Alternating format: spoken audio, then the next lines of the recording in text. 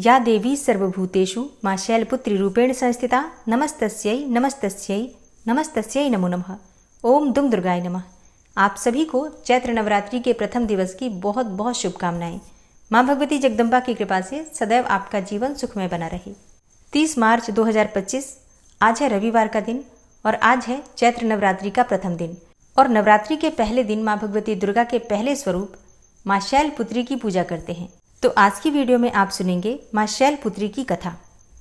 मां शैलपुत्री पर्वतराज हिमालय की पुत्री हैं, इसलिए इन्हें शैलपुत्री कहा जाता है और इनकी आराधना करने से सभी प्रकार के मनोवांछित फल की प्राप्ति हो जाती है।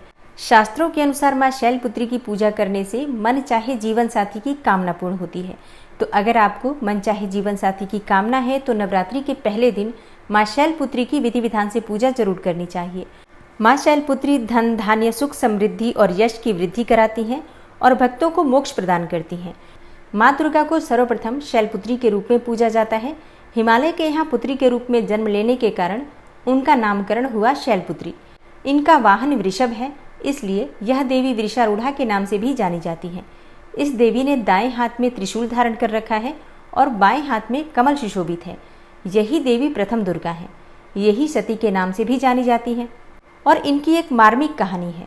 एक बार जब प्रजापति ने यज्ञ किया तो इसमें सारे देवताओं को निमंत्रित किया, भगवान शंकर को नहीं किया। सती यज्ञ में जाने के लिए विकल हो उठी। शंकर जी ने कहा कि सारे देवताओं को निमंत्रित किया गया है, उन्हें नहीं, ऐसे में वहां जाना उचित नहीं है। सती का प्रबल आग्रह देखकर शंकर जी ने उन्हें यज्ञ में जाने की अनुमति दे दी। लेकिन सती जब घर पहुंची तो सिर्फ मां ने ही उन्हें स्नेह दिया और बहनों की बातों में व्यंग्य और उपहास के भाव थे। यहाँ तक कि भगवान शंकर के प्रति भी तिरस्कार का भाव था। दक्ष ने भी उनके प्रति अपमानजनक वचन कहे। इससे सती को बहुत क्लेश पहुंचा। वे अपने पति का यह अपमान सहन न कर सकी और योगाग्नि द्वारा अपने को जलाकर भस्म कर लिया। इस दारुण दुख से व्यथित होकर शंकर भगवान ने उस यज्ञ का विध्वंस करा दिया। यही सती अगले जन्म में शैलराज हिमालय की पुत्री के रूप में जन्मी और शैलपुत्री कहलाई। पार्वती और हेमवती भी इसी देवी के अन्य नाम हैं। शैलपुत्री का विवाह भी भगवान शंकर से हुआ। शैलपुत्री शिव जी की अर्धांगिनी बनी। इनका महत्व और शक्ति अनंत है। तो प्रेम से बोलिए मां शैलपुत्री की जय, भगवती जगदम्बा दुर्गा की जय। घर में जिस स्थान पर आपको चौकी की स्थापना करनी है उस स्थान को अच्छे से साफ कर लीजिए, गंगा जल का छिड़काव कीजिए। फिर उस स्थान पर आपको एक लकड़ी की चौकी बिछानी है और इसके ऊपर आपको लाल रंग का एक कपड़ा बिछाना है। और अब इसी चौकी पर आपको माँ दुर्गा की स्थापना करनी है। माँ दुर्गा का जो भी विग्रह है उसे उस चौकी पर विराजमान करके उनके दाईं तरफ कलश की स्थापना कर लीजिए और माँ के समक्ष एक शुद्ध घी का दीपक प्रज्वलित कर लीजिए। अब इसके बाद आपको गणपति की स्थापना करनी है। तो आप एक पान के पत्ते पर सुपारी से भी गणपति बनाकर स्थापित कर सकते हैं, या फिर आप चाहें तो गणपति की अगर आपके पास कोई भी विग्रह हो, मूर्ति हो, तो आप उसकी भी स्थापना कर सकते हैं। माँ के बाईं तरफ गणपति की स्थापना करना है और दाईं तरफ आपको कलश की स्थापना करना है। अखंड दीपक अगर आप प्रज्वलित करना चाहते हैं शुद्ध घी का, तो वो आप माँ के दाईं तरफ स्थापित करेंगे।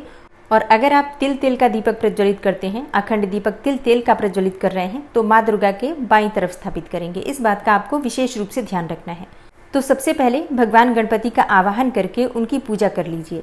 और भगवान गणपति की पूजा आपको धूप दीप नैवेद्य अक्षत पुष्प इत्यादि और भोग लगाकर, मतलब पंचोपचार विधि से आप भगवान गणपति की पूजा कर सकते हैं। लेकिन उनसे प्रार्थना कर लीजिए कि आपकी जो पूजा है 9 दिनों की निर्विघ्न पूर्ण हो जाए। और इसके बाद से आपको कलश की पूजा करना है। अच्छा हाँ, कलश की स्थापना आपको किस प्रकार से करना है, देखिए आपको एक पात्र लेना है। उस पात्र में आपको थोड़ा गंगा जल डालना है, फिर शुद्ध जल से उस पात्र को भर दीजिए। अब इसी पात्र में आपको सिक्का, सुपारी, अक्षत, लौंग, इलायची ये चीज़ें डालनी है और फिर इसके ऊपर पंच पल्लव रखकर पूर्ण पात्र रख दीजिए और इसी के ऊपर नारियल की स्थापना कर दीजिए। कलश की स्थापना करने से पहले कलश के नीचे आपको थोड़ा सा चावल जरूर रखना है। और हाँ, उसी चावल से आप चाहें तो अष्टदल कमल भी बना सकते हैं। और इसी प्रकार से जब आप माँ दुर्गा की मूर्ति या प्रतिमा स्थापित करेंगे तो उन्हें भी आपको चावल का आसन देना है, मतलब थोड़े से चावल माँ दुर्गा की मूर्ति या प्रतिमा के नीचे जरूर रखना है। अब कलश की पूजा पंचोपचार विधि से करने के बाद, जैसे कि धूप दीप अक्षत पुष्प इत्यादि कलश पर अर्पित करने के बाद, आपको मन में ध्यान करना है कि सभी देवी देवता इस कलश में विराजित हैं। सभी देवी देवताओं से आपको प्रार्थना करना है कि हे सभी देवी देवता, आप सब इस कलश में विराजित हो ताकि 9 दिन की माँ दुर्गा की जो पूजा है वो मैं संपन्न कर पाऊँ। मेरी पूजा में किसी प्रकार की विघ्न बाधा न आए और इस पूजा का शुभ फल मुझे प्राप्त हो, मेरे परिवार को प्राप्त हो। इस प्रकार से आपको सभी देवी देवताओं से प्रार्थना करके कलश में सभी देवी देवताओं का आवाहन करना है। इसके बाद आपको नवग्रहों का ध्यान करना है। आप चाहें तो नवग्रह की मूर्ति अगर आपके पास हो, जैसे कि छोटा सा यंत्र मिल जाता है नवग्रहों का, अगर आपके पास हो तो वही चौकी पर रखकर उसकी पूजा कर सकते हैं।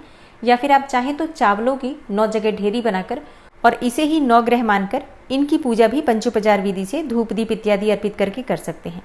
और ऐसा भी नहीं कर पाते हैं तो सिर्फ ध्यान कर लीजिए नवग्रहों का, जैसे कि सूर्य, चंद्रमा, मंगल, बृहस्पति, शुक्र, बुध, शनि, राहु, केतु, इस प्रकार से 9 ग्रहों का अपने मन में ध्यान कर लीजिए।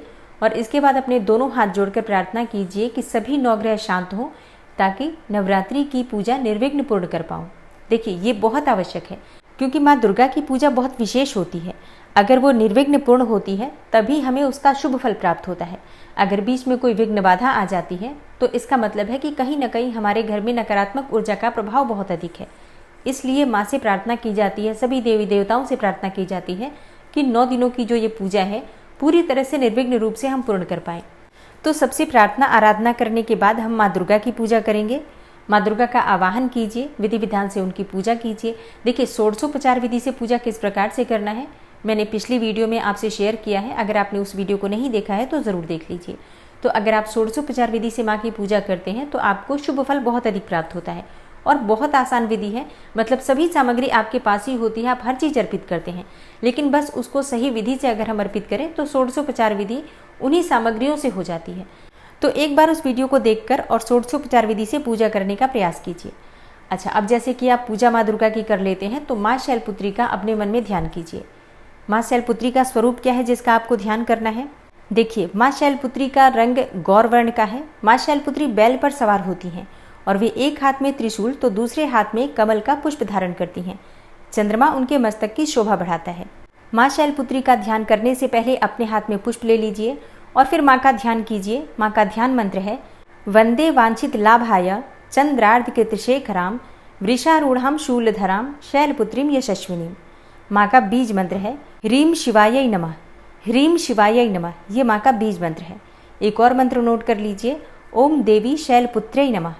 और अगला मंत्र है या देवी सर्वभूतेषु माँ शैलपुत्री रूपेण संस्थिता नमस्तस्यै नमस्तस्यै नमस्तस्यै नमो नमः। तो इनमें से किसी भी मंत्र के द्वारा आप माँ शैलपुत्री का ध्यान कर सकते हैं, उच्चारण कर सकते हैं। और आप चाहें तो पूजा करते समय 108 बार माँ शैलपुत्री के किसी भी मंत्र का जप कर सकते हैं। विशेष रूप से माँ शैलपुत्री का जो बीज मंत्र होता है ह्रीम शिवाय नमः, इस मंत्र का यथासंभव जप अवश्य करना चाहिए। मतलब 11 बार 21 बार आप इस मंत्र का जप कर लीजिए। फिर इसके बाद से आप जो भी पढ़ना चाहते हैं, चाहे सप्तशती पढ़ रहे हो या फिर नवार्ण मंत्र का जप करते हैं, कोई भी पाठ या कोई भी मंत्र जप कर सकते हैं। माँ शैलपुत्री का आवाहन करके आपको विधि विधान से उनकी पूजा करना है। अक्षत, धूप, दीप, पुष्प इत्यादि सभी चीजें माँ को अर्पित कीजिए। माँ शैलपुत्री को कनेर का पुष्प बहुत प्रिय है। आप चाहें तो सफेद रंग के पुष्प भी माँ को अर्पित कर सकते हैं या फिर लाल और पीले पुष्प भी माँ को बहुत प्रिय हैं। और माँ शैलपुत्री का प्रिय भोग है गाय का घी। तो पहले दिन माँ शैलपुत्री को गाय के घी से आप अभिषेक भी कर सकते हैं। मतलब जब आप माँ दुर्गा का अभिषेक करते हैं तो विशेष रूप से गाय का घी अवश्य अर्पित करें। नवरात्रि के पहले दिन माँ दुर्गा के प्रथम स्वरूप माँ शैलपुत्री को दूध या फिर दूध से बनी हुई वस्तुओं का, दूध से बनी हुई मिठाइयों का भोग अवश्य अर्पित करना चाहिए। इसके अलावा माँ को फलों का भोग अर्पित करें। माँ शैलपुत्री के प्रिय रंग हैं लाल, सफेद और पीले। तो आप इनमें से किसी भी रंग के वस्त्र धारण करके पूजा कर सकते हैं। वैसे नवरात्रि के प्रथम दिवस पर लाल रंग के वस्त्र धारण करके माँ दुर्गा की पूजा सुहागिन महिलाओं को जरूर करनी चाहिए। और हाँ, कुंवारी कन्याएं अगर मनचाहा जीवन साथी चाहती हैं या फिर योग्य जीवन साथी चाहती हैं तो ऐसे में सफेद रंग के वस्त्र धारण करके माँ शैलपुत्री की आराधना करें। इससे मन चाहे जीवन साथी की कामना पूर्ण हो जाती है। तो विधि विधान से माँ दुर्गा के प्रथम स्वरूप माँ शैलपुत्री की पूजा करके कपूर से उनकी आरती करनी चाहिए। और अब आप सुनेंगे माँ दुर्गा की आरती। ओम जय अम्बे गौरी मैया, जय श्यामा गौरी मैया जी को निश दिन ध्यावत, तुमको निश दिन ध्यावत, हरि ब्रह्मा शिवरी ओम जय अम्बे गौरी।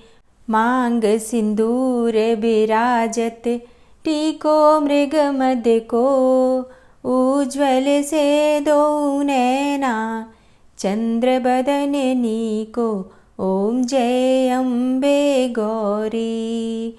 कनक समान कलेवर, रक्तांबर राजे रक्त पुष्प गले माला कंठन पर साजे ओम जय अम्बे गौरी। के हरिवाहन राजत खड्ग खपर धारी सुर नर मुनि जन सेवत तिनके दुख हारी ओम जय अम्बे गौरी। कानन कुंडल शोभित नासाग्रे मोती कोटिक चंद्र दिवाकर राजत समज्योति ओम जय अम्बे गौरी। शुंभ निशुंभ विडारे महिषासुर घाती धूम्र विलोचन नैना निशिदिन मदमाती ओम जय अम्बे गौरी। 64 योगिनी मंगल गावे नृत्य करत भैरो मैया नृत्य करत भैरो बाजत ताल मृदंगा अरु बाजत डमरू ओम जय अम्बे गौरी। भुजाचार अति शोभित खड्ग खपर धारी मन वांछित फल पावत सेवत नर नारी ओम जय अम्बे गौरी। कंचन थाल विराजत अगर कपूर बाती श्रीमाल के तुम राजत कोटि रतन ज्योति मैया जय अम्बे गौरी। श्री अम्बे जी की आरती जो कोई नर गावे कहत शिवानंद स्वामी भजत हरि हर स्वामी मनवांछित फल पावे ओम जय अम्बे गौरी। जय अम्बे गौरी मैया जय श्यामा गौरी। मैया जी को निश दिन ध्यावत तुमको निश दिन ध्यावत हरि ब्रह्मा शिवरी ओम जय अम्बे गौरी। ओम जय अम्बे गौरी मैया जय श्यामा गौरी।